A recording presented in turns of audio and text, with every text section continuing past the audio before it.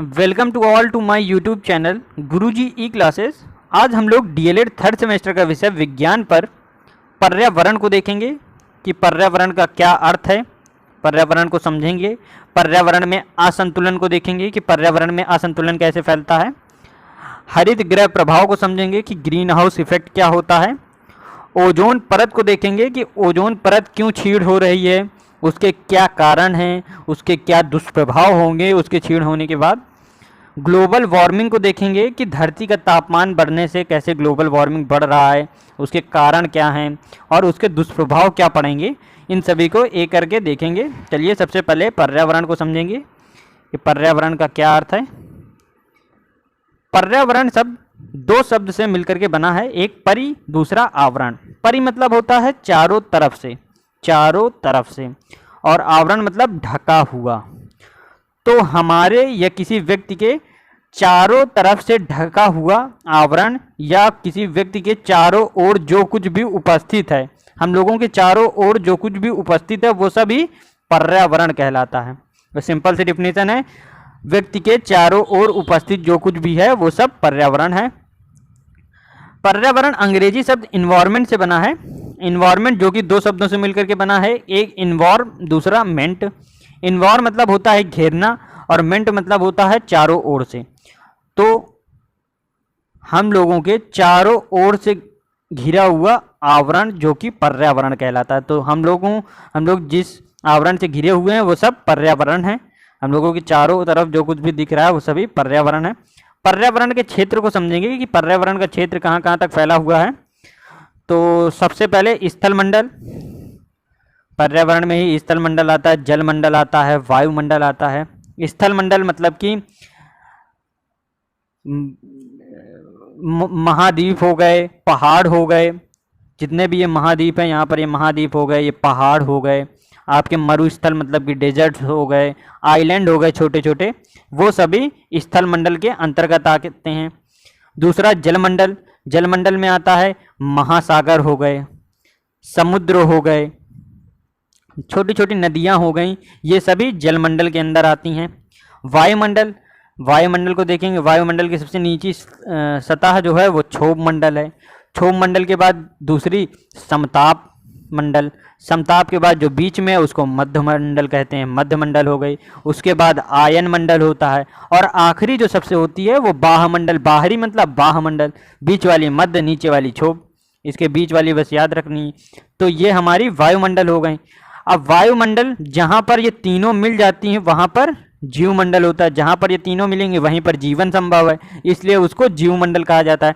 तो जहाँ पर स्थल मंडल है, स्थल है जहाँ पर पानी है, जलमंडल है, और जहाँ पर वायु है, तो वहाँ पर तीनों मिल गई तो वहीं पर क्या हुआ, जीवन हो गया।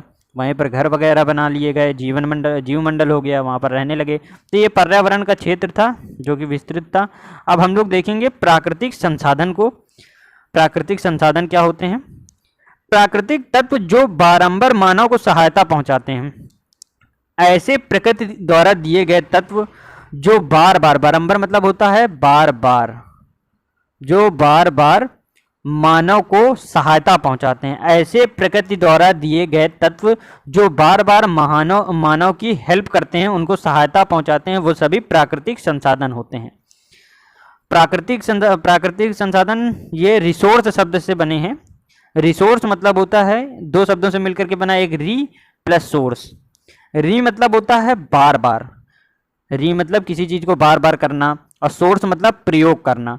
तो किसी चीज को बार बार प्रयोग करना वो रिसोर्स कहलाता है। तो नीचे देखेंगे किसी वस्तु को, कोई भी वस्तु है जो प्रकृति द्वारा दी गई है, उसको बार बार प्रयोग करना, किसी वस्तु को बार बार प्रयोग करना, वो प्राकृतिक संसाधन कहलाता है। वस्तु रूपांतरण के बाद और अधिक कीमती तथा उपयोगी हो जाती है। हाँ, ये भी बात है कि अब जैसे वुड है मतलब कि लकड़ी है, अब उस लकड़ी से दरवाजा बना दिया गया और दरवाजे के बाद उसकी कीमत जो है वो और बढ़ जाएगी और वो अधिक उपयोगी होगी। तो यही बताया गया है कि वस्तु रूपांतरण के बाद अधिक कीमती और उपयोगी हो जाती है। किसी वस्तु को बार बार प्रयोग करना ही प्राकृतिक संसाधन होता है, ये हम लोगों ने समझ लिया। अब प्राकृतिक संसाधन कितने तरीके के होते हैं? 2 तरीके के, एक अक्षय जो कि कभी समाप्त नहीं हो सकते हैं, और क्षय जो कि धीरे धीरे करके समाप्त हो सकते हैं। तो अक्षय संसाधन जैसे कि उदाहरण सौर ऊर्जा जो कि कभी नहीं समाप्त होने वाली, पवन ऊर्जा जो कि कभी नहीं समाप्त होने वाली, ज्वारीय ऊर्जा, वर्षा, ये सभी अक्षय संसाधन है। और क्षय संसाधन को 2 भागों में विभाजित किया गया है, एक नवीकरण संसाधन और दूसरा अनवीकरण साधन। तो अनवीकरण होते हैं जैसे कि खनिज हो गए, धातु, पेट्रोल, मृदा, कोयला, प्राकृतिक गैस, ये सभी अनवीकरण है। और नवीकरण जिसमें नवीनता लाई जा सके, सभी प्रकार के प्राणी, पदार्थ, मानव, ये सभी नवीकरण संसाधन है। तो ये हम लोगों ने प्राकृतिक संसाधन को देखा, जो तत्व प्रकृति द्वारा दिए गए हैं और जिनको हम लोग बार बार यूज करते हैं, बार बार प्रयोग करते हैं। अब हम लोग अनुकूलन को समझेंगे कि अनुकूलन क्या होता है। तो अनुकूलन एक तरीके का विशिष्ट गुण पाया जाता है पौधों में और जंतुओं में, कि वह अपने आप को किसी विशेष जगह पर, विशेष जगह हो गई जैसे कि रेगिस्तान हो गया, विशेष जगह पर रहने योग्य बना लेते हैं। तो उदाहरण से समझेंगे कि ऊंट को अनुकूलन का सबसे बढ़िया कहेंगे कि ऊंट जो है वो अपने आप को रेगिस्तान की परिस्थिति के अनुसार ढाल चुका है और वहाँ पर अपने आप को रहने योग्य बना चुका है। जैसे कि उसके कुबड़ में भोजन चर्बी रहती है, वहाँ पर अपने पानी और भोजन को वो एकत्रित कर लेता है, कई महीनों तक बिना खाए पिए रह सकता है। और उसके आंखें छोटी होती हैं, लेंस लगा होता है, लंबे और गद्दीदार पैर होते हैं जिनके कारण से वो दूर तक चल सकता है। तो इस कारण से वो अपने आप को रेगिस्तान में रहने योग्य बना चुका है, इसे अनुकूलन कहेंगे। दूसरा उदाहरण हो गया कैक्टस। कैक्टस भी अनुकूलन का बढ़िया उदाहरण है। कैक्टस भी मरुस्थल में अपने आप को रहने योग्य बना चुका है, उस पर पानी को ज़मीन से अवशोषित कर लेता है, कांटे लगे होते हैं जिससे दूसरे जो जानवर हैं वो उसको खा न सकें। तो यह सब कारणों से वह अपने आप को रेगिस्तान में रहने योग्य बना चुका है, अनुकूल हो चुका है वहाँ की परिस्थिति से। और भी उदाहरण है जैसे कि मरुस्थली कछुआ और ये नागफनी वगैरह। और उदाहरण देखेंगे कि मरुस्थल में ऊंट बच गए और मेढक और भालू जीवित न रह पाए। क्यों नहीं रह पाए? क्योंकि वो अपने आप को वातावरण के अनुसार बदल न पाए, इसलिए वो मरुस्थल में जीवित न रह पाए। और ऊंट ने अपने आप को वातावरण के साथ बदल लिया, वहाँ पर रहने योग्य बना लिया, जिसके कारण से वो वहाँ मरुस्थल में बच गए। और भी उदाहरण हो सकते हैं जैसे कि जल में मछली। मछली भी एक अनुकूलन का बेहतरीन उदाहरण है कि उसके गलफड़े होते हैं जहाँ से वो सांस लेती है, और पूंछ होती है जिससे वो तैर सकती है, फिन से अपनी रास्ता को बदल सकती है। तो इन सब चीज़ों से वो भी अपने आप को जल में रहने योग्य बना लिया है, परिस्थिति के साथ ढल गई है। ये भी अनुकूलन का बढ़िया उदाहरण है। अब हम लोग देखेंगे कि ऊंट को रेगिस्तान का जहाज क्यों कहा जाता है। तो ऊंट के थिक आईब्रोज होती हैं, मतलब कि मोटी भौहें होती हैं। क्लोजिंग नोस्ट्रिल मतलब कि नाखूनें, जो नाक जो होती है उनकी वो बंद होती है, जिसकी वजह से जो धूल वगैरह है, रेगिस्तान की धूल वगैरह है, वो उनकी नाक पर ना जा सके। उनके जो फर होते हैं, मतलब कि मोटे मोटे फर होते हैं, मतलब कि मोटे बाल होते हैं या रुएं आप कह सकते हैं, तो उनके मोटे रुएं होते हैं या बाल होते हैं। उनके जो पैर होते हैं वह बहुत बड़े होते हैं, बड़े तथा गद्दीदार होते हैं, जिसके कारण से उनको दूर तक चलने में मदद मिलती है। उनका एक हम्प होता है। हम्प मतलब कि भोजन चर्बी, कुबड़ जिसे कहेंगे, भोजन चर्बी जहाँ पर एकत्रित करते हैं, अपने भोजन को संचय करते हैं, पानी भी वहीं पर रखते हैं।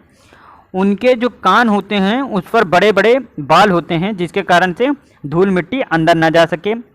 और आँखों में लेंस लगा होता है, बड़े लेंस लगे होते हैं जिनसे इन्हें दूर तक दिखाई दे सके और धूल मिट्टी भी अंदर ना जा सके। तो चलिए एक एक कर सभी को देखेंगे। ऊंट के कुबड़ में भोजन चर्बी वसा के रूप में एकत्रित या संचित रहता है। तो जो ऊंट का कुबड़ होता है उसमें भोजन चर्बी रहती है जो कि एकत्रित या संचित रहता है, मतलब कि उसके द्वारा वह कई दिनों तक बिना खाए पिए रह सकता है। ऊंट के अमाशय में स्थित विशेष थैलियों में पानी संचित होता है। अमाशय में विशेष थैली होती है जहाँ पर वो अपने पानी को एकत्रित करता है। एक घूंट में वो 50 लीटर पानी तक पी जाता है उसके जो पैर होते हैं, जैसे कि हम लोगों ने बताया, लंबे तथा गद्दीदार पैर होते हैं, और गद्दीदार होने के कारण वो दूर तक चलने में उसे मदद करते हैं। आंखें उसकी छोटी होती हैं और लेंस की परत होती है, मतलब कि लंबी बड़ी लेंस की परत होती है, जिसके कारण से जो धूल मिट्टी है वो सब उसके आंखों में ना जा सके और दूर तक उसको दिखाई दे सके। शरीर में कम पानी उत्सर्जित करता है, मतलब कि अगर उसको पानी नहीं मिल रहा है तो उसके अंदर एक गुण है कि वो शरीर से जो पानी का उत्सर्जन है वो कम कर सकता है, वो पसीना भी कम निकालता है, क्योंकि उसकी सांस लेने की जो लय है वो उसकी धीमी होती है, जिसके कारण से उसका पसीना भी कम निकलता है। अगर हम ही लोगों को देख लीजिए, हम लोगों की सांस लेने की अगर लय तेज हो जाती है तो पसीना ऑलरेडी अपने आप से निकलने लगता है। बाहर के वातावरण से शरीर ताप संतुलित करने की विशेषता होती है उसमें, मतलब कि बाहर का जो वातावरण है उसके साथ अपने शरीर का तालमेल बैठा करके चलना बहुत खूब तरीके से आता है ऊँट को। तो यह कुछ कारण थे जिस वजह से ऊँट को रेगिस्तान का जहाज कहा जाता है। ये इम्पोर्टेंट क्वेश्चन है जो कि पूछा भी जाता है कि ऊँट को रेगिस्तान का जहाज क्यों कहा जाता है, आया भी है ये। अब हम लोग हरित गृह प्रभाव को समझेंगे कि द ग्रीन हाउस इफेक्ट क्या होता है। यह एक प्राकृतिक घटना है जो पृथ्वी को गर्म बनाए रखने में मदद करती है और इसी के कारण से पृथ्वी पर जीवन संभव है। उस घटना को देखेंगे कि वो घटना क्या है। ये सूर्य है, ये सूर्य किरण पृथ्वी पर फेंकता है। कुछ किरणें तो पृथ्वी अवशोषित करती हैं जिससे वो अपने तापमान को बनाए रखती हैं, परंतु कुछ किरणें परावर्तित हो जाती हैं, मतलब कि वापस चली जाती हैं। अब वो वापस गई किरणों को रोकने के लिए यहाँ पर कुछ गैसेस होती हैं, जैसे कि CO2, मीथेन, नाइट्रा ऑक्साइड, ये कुछ गैसेस होती हैं जो परावर्तित किरण है उनको रोकती हैं, जिसके कारण से तापमान को अधिक बनाए रखने में पृथ्वी में मदद मिलती है, जिसके कारण से पृथ्वी को गर्म बनाए रखने में मदद मिलती है। तो यही जो पूरी प्रक्रिया है यही हरित गृह प्रभाव है। इसका यूज आदमी ठंडे क्षेत्रों में आदमी फसल को उगाने में करता है, कांच के घर बना लेता है, जिससे हरित गृह प्रभाव के कारण अपने फसलों को उगाता है। तो देखते हैं प्रक्रिया। किसी ग्रह या उपग्रह के वातावरण में मौजूद गैसेस, किसी ग्रह में या उपग्रह में कुछ मौजूद गैसेस होती हैं जो कि तापमान को अधिक बनाने में मदद करती हैं, मतलब कि जो पृथ्वी का तापमान है उसको अधिक बनाए रखने में मदद करती हैं। वो कौन कौन सी गैसेज हैं? CO2 है, जलवाष्प है, मीथेन मतलब CH4 है, नाइट्रा ऑक्साइड है। तो ये कुछ गैसेज हैं जो कि जो परावर्तित किरणें होती हैं उनको बाहर जाने से रोकती हैं। तो ये यहाँ पर इस फिगर में जैसे समझ में भी आ रहा है, ये CO2 है, CH4 और नाइट्रा ऑक्साइड है। ये सूरज से किरणें आ रही हैं और ये यहीं पर रह जा रही हैं, वो परावर्तित नहीं हो पा रही, बाहर नहीं जा पा रही, जिसके कारण से तापमान को अधिक बनाने में मदद मिलती है पृथ्वी में। तो जो कुछ किरणें आ रही हैं, कुछ किरणें तो पृथ्वी अवशोषित कर ले रही है, परंतु कुछ परिवर्तित किरणें जो कि ग्रीन हाउस इफेक्ट द्वारा रोक ली जाती हैं, जो कि इन गैसेस द्वारा रोक ली जाती हैं। तो उदाहरण देखेंगे कि इनके उदाहरण कहाँ कहाँ पर हैं।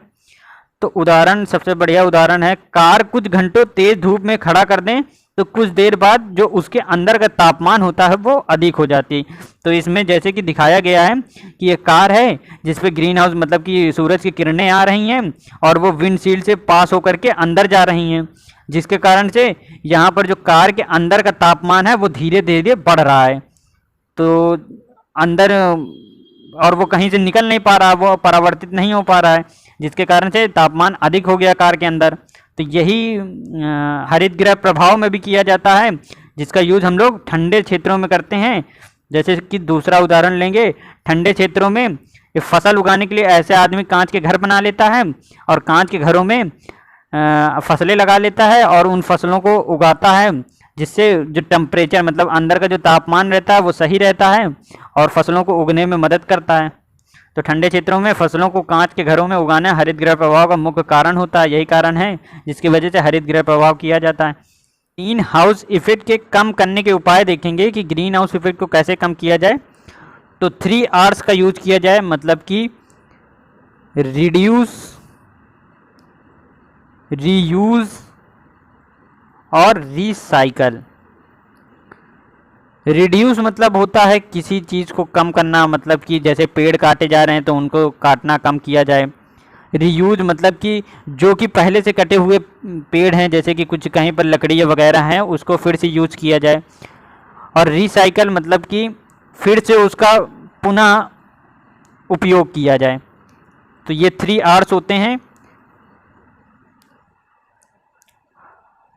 पौधे लगाना, एसी वगैरह का यूज़ कम करना, अगर घर पर नहीं है तो अगर कहीं पर लाइट वगैरह जल रही है या पंखे वगैरह चल रहे हैं, उन सभी को बंद करना, ऑफ स्विच का प्रयोग किया जाए। कम गर्म पानी का प्रयोग किया जाए, मतलब कि ज़्यादा गर्म पानी का यूज ना किया जाए, जिससे हम ग्रीन हाउस इफेक्ट को कम कर सकते हैं। अब हम लोग ओजोन परत की क्षीणता देखेंगे कि ओजोन परत क्यों क्षीण होती चली जा रही है। उससे पहले हम लोग ओजोन परत को समझेंगे कि ओजोन परत क्या होती है। ऑक्सीजन का कुछ भाग ऑक्सीजन अणु से मिलकर के ओजोन परत का निर्माण करता है, ओजोन परत बनाता है, जिसको O3 से डिनोट किया जाता है, जिसे O3 कहा जाता है। तो ऑक्सीजन का कुछ भाग ऑक्सीजन अणु से मिलकर के ओजोन परत बनाता है, जिसे O3 से डिनोट किया जाता है। ये कहाँ पर होती है? ये मध्यमंडल ये हो गया, और ऊपर जो हो गया वो आयन मंडल है। तो मध्यमंडल और आयन मंडल के बीच में जो परत होती है वो ओजोन परत होती है। और समझेंगे, ओजोन परत वायुमंडल की ऊपरी परत होती है, ठीक है। और ये ओजोन परत किस चीज़ से हमें बचाती है? तो जो सूर्य द्वारा यूवी रेडिएशन मतलब कि अल्ट्रावायलेट रेज आती हैं, जिसे हम लोग पराबैंगनी किरणें कहते हैं, उन किरणों से हमें बचाती है। अगर वह ओजोन परत ना हो तो वह किरणें हमें क्या नुकसान पहुंचा सकती हैं? वो किरणें से मनुष्यों की त्वचा पर कैंसर का खतरा रहता है, आँखों पर मोतियाबिंद हो सकता है, पौधे नष्ट हो सकते हैं, उन पर बहुत बड़ा प्रभाव पड़ेगा। और ग्लेशियर पिघलने लगते हैं, ग्लेशियर पिघलेंगे, ग्लोबल वार्मिंग बढ़ेगा। तो बहुत सारे खतरे हैं जो कि अल्ट्रावायलेट रेज द्वारा हो सकते हैं। तो इन सभी चीज़ों से हमें कौन बचाता है? ओजोन परत बचाती है। तो ओजोन परत प्रोटेक्टिव लेयर होती है, वायुमंडल की ऊपरी होती है, ऊपरी परत होती है। तो ये हम लोगों ने देखा। यह हमें अल्ट्रावायलेट रेज मतलब पराबैंगनी किरणों से बचाती है। ये क्षीणता कहाँ पर हो रही है? तो अंटार्कटिका ध्रुव, जो कि अंटार्कटिका ध्रुव नीचे है, ये वर्ल्ड का मैप है, इसको समझेंगे। ये नीचे साइड है, यहाँ पर ओजोन परत जो है वो पतली सी नज़र आ रही है, मतलब कि ओजोन परत में होल नज़र आ रहा है, छिद्र नज़र आ रहा है, जिसके कारण से ओजोन की क्षीणता बढ़ती चली जा रही है, वो भी अंटार्कटिका ध्रुव में। अब देखेंगे क्षीणता का दुष्प्रभाव क्या होगा। तो यह क्षीणता का दुष्प्रभाव, effect on ozone depression, human की हेल्थ पर प्रभाव पड़ेगा, मतलब कि मानव की स्वास्थ्य पर प्रभाव पड़ेगा। एक्वेटिक इकोसिस्टम मतलब कि जो समुद्र में रहने वाले जीव जंतु हैं उन पर प्रभाव पड़ेगा, पेड़ पौधों पर प्रभाव पड़ेगा, और बहुत सारे मटेरियल्स पर प्रभाव पड़ेगा। तो देखते हैं यहाँ पर क्षीणता का दुष्प्रभाव क्या है।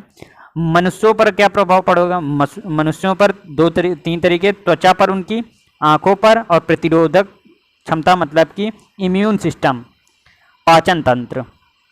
तो त्वचा पर कैंसर का खतरा होता है।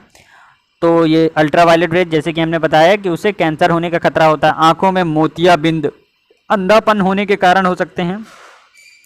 प्रतिरोधक क्षमता को ह्रास पहुंचता है, मतलब कि वो नष्ट होने लगती है। इम्यून सिस्टम हमारा खराब होने लगता है अगर ओजोन परत हट गई तो। पौधों को नष्ट कर सकती है। कृषि एवं वनस्पति पर प्रभाव डालेगी, मतलब कि कृषि और वनस्पति पर बहुत बड़ा ग्रह प्रभाव डालेगी। समुद्री जीवों पर प्रभाव डालेगी, समुद्र में जो रहने वाले जीव जंतु हैं उन पर बहुत बड़ा प्रभाव डालेगी।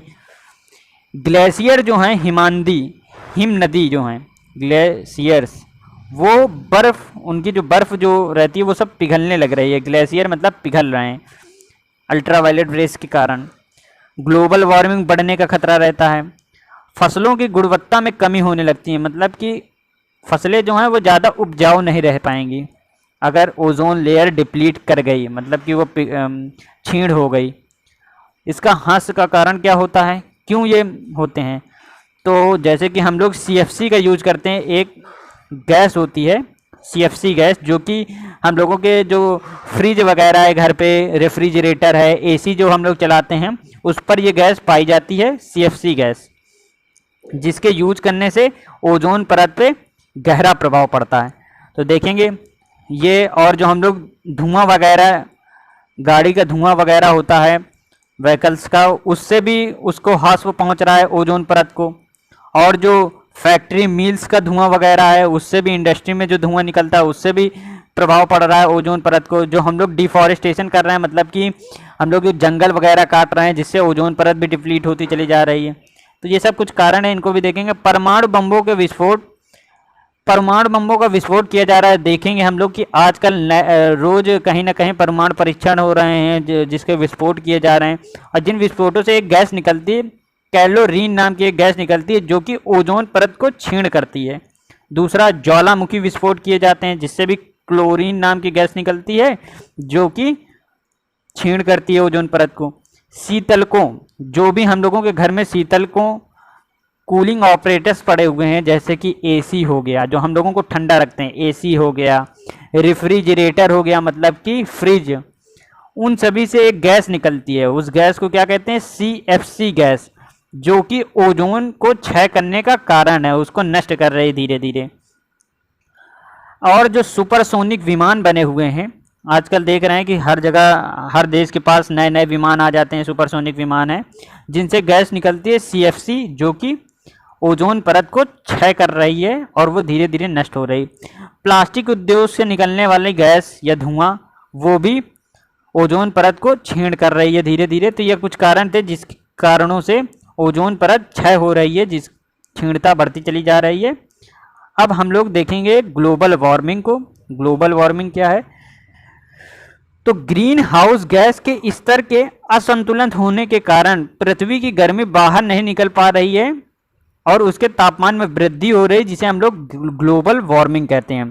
तो ग्रीन हाउस गैसेस हैं, जैसे कि कौन कौन सी कुछ गैसेस होती हैं, जो कि जो पृथ्वी पर किरणें आती हैं सूर्य की, उन किरणों को बाहर जाने से रोकती हैं, ठीक है। लेकिन अगर बहुत ज़्यादा तापमान, वो गैसेस पूरी यहीं पर रोक ले रही हैं तापमान को, बाहर किरण जा ही नहीं पा रही, जिसके कारण से पृथ्वी पर गर्मी बढ़ जाती है, और जिस गर्मी के बढ़ जाने को हम लोग ग्लोबल वार्मिंग कहते हैं। तो ये ग्रीन हाउस गैसेस के स्तर में असंतुलन आ जाता है, जिसके कारण से पृथ्वी में गर्मी का स्तर बढ़ जाता है, और वह जो गर्मी होती है वो बाहर नहीं निकल पाती है, और जिसके कारण से तापमान में वृद्धि हो जाती है, जिसे हम लोग ग्लोबल वार्मिंग कहते हैं। कौन कौन सी गैसेस हैं जिनके कारण से तापमान बढ़ता है? जैसे कि CO2 हो गया, जलवाष्प हो गया, मीथेन, CH4, नाइट्रस ऑक्साइड, यही सब जो गैसेस हम लोगों ने ग्रीन हाउस इफेक्ट पर देखी थी। ग्रीन हाउस इफेक्ट से ही ग्लोबल वार्मिंग होता है, ठीक है। तो वही गैसेज यहाँ पर भी हैं। अब देखेंगे ग्लोबल वार्मिंग का कारण क्या है, मुख्य कारण। तो ओजोन परत का, O3 परत का क्षरण होना, उसका क्षय होना, जिसके कारण से ग्लोबल वार्मिंग बढ़ रहा है।